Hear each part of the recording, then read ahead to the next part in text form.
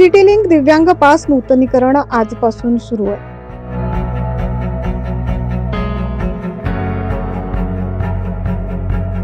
नाशिक महानगरपालिकेच्या वतीने सुरू करण्यात आलेल्या नाशिक महानगर परिवहन महामंडळ अर्थातच सिटी लिंक बसने मोफत प्रवासाचा लाभ घेत असलेल्या दिव्यांगांना आजपासून पास नूतनीकरण सुविधा उपलब्ध करून दिली।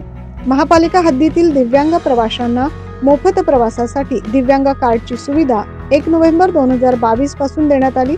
त्यानंतर 25 ऑक्टोबर 2023 पासून त्यांना अद्ययावत RFID चे वितरण केले गेले।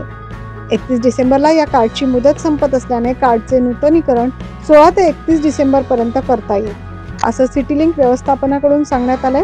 याबाबत अधिक माहिती घेण्यासाठी स्क्रीनवर दिसत असलेल्या हेल्पलाईन क्रमांकावर आपण संपर्क साधू शकता असं आवाहन सिटी लिंक व्यवस्थापनाकडून करण्यात आलंय।